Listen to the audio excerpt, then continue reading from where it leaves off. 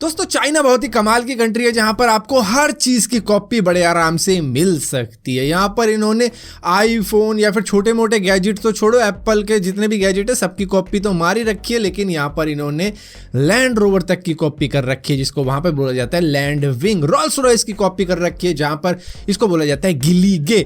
लेकिन हद तो अब हो गई कि इन्होंने स्पेस एक्स के स्टारशिप रॉकेट की भी कॉपी कर डाली है। यहाँ पर 4 साल पुरानी एक वीडियो इन्होंने अपने तरीके से रेंडर करके दिखा दी, अपनी एडिटिंग स्किल लगाई, उसके बाद में दिखा दी कि ये देखो हम ऐसा करने वाले हैं 2045 तक। क्या करने वाले हैं बताता हूं, लेकिन यहाँ पर state owned rocket manufacturing company जिसका नाम है China academy of launch vehicle technology, जिन्होंने ये दिखाया कि भैया 2045 तक हम point two point space transportation, मतलब जो भी माल वाल पहुंचाना होगा स्पेस में वो पहुंचाने वाली दुनिया की नंबर 1 कंपनी बन जाएंगे और पूरी दुनिया के अंदर स्पेस के मामले में लीड करेंगे और हम लीडर बन जाएंगे, स्पेस लीडर वगैरह।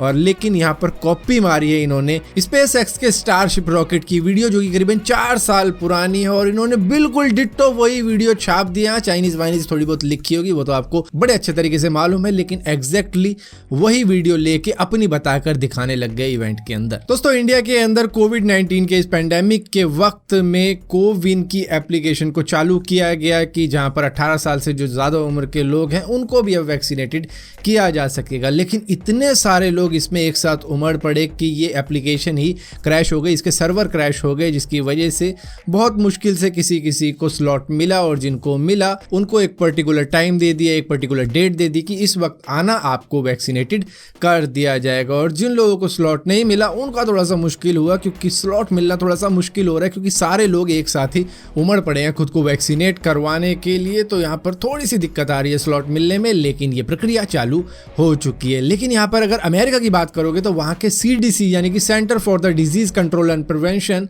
उन्होंने ये कहा कि भैया जिन लोगों को वैक्सीन लग चुकी है सिंगल शॉट उनको मास्क पहनना पड़ेगा, जिन्होंने नहीं लगवाई उनको भी मास्क पहनना पड़ेगा। लेकिन थोड़ा सा यहाँ पर हम अपनी गाइडलाइन में चेंज कर रहे हैं। जिनको 2 वैक्सीन के शॉट लग चुके हैं और वो फुल्ली वैक्सीनेटेड हो चुके हैं अगर, तो उनको आउटडोर में मास्क पहनने की ज़रूरत नहीं पड़ेगी। यहाँ पर अब उनके लिए थोड़ी सी फ्रीडम बढ़ा दी गई है, वैक्सीन लगवा लिया तो काम खत्म। लेकिन ये चीज़ सिर्फ अमेरिका के अंदर ही हो रही है और ये शुरुआती टाइम है, देखो क्या रिजल्ट मिलता है इसका। क्योंकि अमेरिका ने दोस्तों 2020 से लेकर 2021 के इस वक्त के बीच में कोविड-19 से फाइट करते हुए 5,70,000 लोगों की जान गंवाई है इसी बीमारी की वजह से। दोस्तों कोई भी बड़ी कंपनी जब कोई मोनोपोली करके दिखाती है तो उससे जो दूसरी कंपनियां होती हैं, जो छोटी छोटी होती हैं, जो ग्रो होना चाह रही हैं, उनकी ग्रोथ में थोड़ी सी रुकावट हो जाती है। तो इसी चीज को लेकर रशिया ने $12 मिलियन का फाइन लगाया है एप्पल को, क्योंकि इन्होंने अपनी पावर का मिसयूज किया है ऐप स्टोर के अंदर,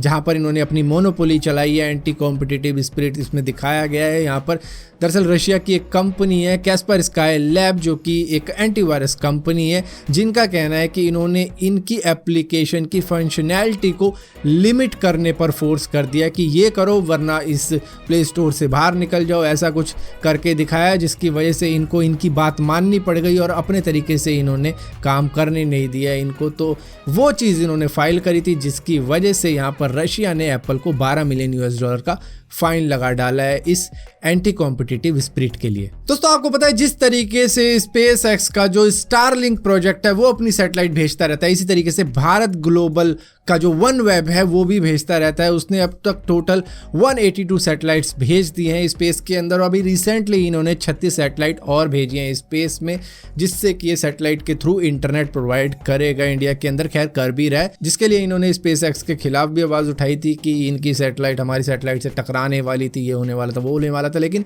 स्पेस एक्स ने उस बात को डिनाई कर दिया था। और यहीं पर दोस्तों 30 साल का एक लड़का जो कि अर्जेंटीना का रहने वाला है, उसके वहाँ पर गूगल सर्च इंजन काम नहीं कर रहा था, लेकिन इसके दिमाग में पता नहीं क्या आया कि इसने किसी डोमेन परचेज करने वाली वेबसाइट पे गया और इसने ट्राई किया कि google.com का कोई डोमेन खरीदा जा सकता है। तो वहाँ पर अर्जेंटीना का डोमेन अवेलेबल था जो था google.com.ar, और कैसे था वो मालूम नहीं, लेकिन उसको इसने इंडियन करेंसी में अगर कन्वर्ट करके बताऊँ 200 रुपये में खरीद डाला और इसका ये डोमेन बन गया सबसे ज़्यादा विजिट करने वाला डोमेन। लेकिन ये इतना लकी नहीं था कि भैया ये डोमेन ये गूगल से डील करे कि भैया मेरे से ये खरीद लो इतने $, के अंदर, और करोड़ों में बातचीत चली जाती अगर ये बिकने पे आता। लेकिन ऐसा नहीं हुआ।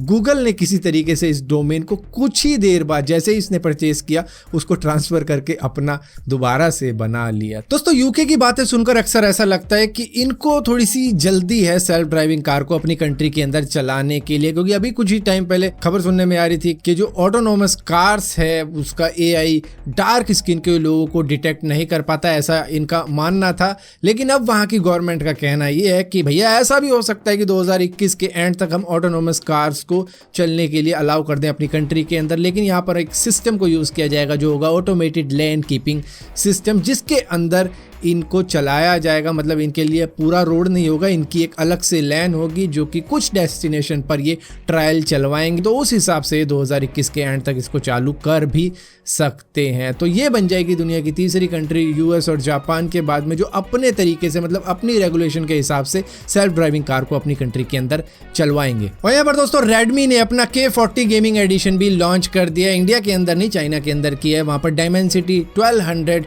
SoC लगाया गया है और इसके अंदर रिट्रैक्टेबल शोल्डर भी मौजूद है, मतलब इसके कुछ पार्ट हटाए जा सकते हैं। और कूलिंग सिस्टम के अंदर इन्होंने कोई फैन वैन नहीं लगाया या फिर कोई एक्सेसरीज दी हो जिसमें कि फैन लगा के कूल किया जा सकता है अपने इस गेमिंग फोन को। इसके अंदर ग्रेफाइट और वेपर चेंबर का यूज किया गया है इस फोन को कूल रखने के लिए। लेकिन एक चीज थोड़ी सी अटपटी लग रही है कि गेमिंग फोन आपने बना दिया लेकिन उसमें रैम अलग अलग रखी है, मतलब 6 GB से लेकर 12 GB तक की रैम रखी गई है, जो थोड़ा सा अटपटा लग रहा है। कि मतलब गेमिंग फोन में अक्सर यही देखा जाता है कि उनकी रैम एक ही होती है कि सारे वेरिएंट के अंदर इतनी रैम तो मिलेगी। तो फिलहाल के लिए इसके पैसे की बात करें तो 23,000 रुपए से लेकर 32,000 रुपए तक का मिल सकता है इस रैम की ही वजह से। सो फिलहाल के लिए दोस्तों इस वीडियो के अंदर इतनी अपडेट्स थी। अगर वीडियो आपको पसंद आती है तो इस वीडियो को लाइक जरूर करना, शेयर जरूर करना और इसी तरीके की और भी वीडियो देखने के लिए इस चैनल को सब्सक्राइब जरूर करना। सब्सक्राइब किया तो बेल का आइकॉन जरूर दबाना, वरना आपको मालूम नहीं चलेगा मैंने कोई वीडियो डाली भी है।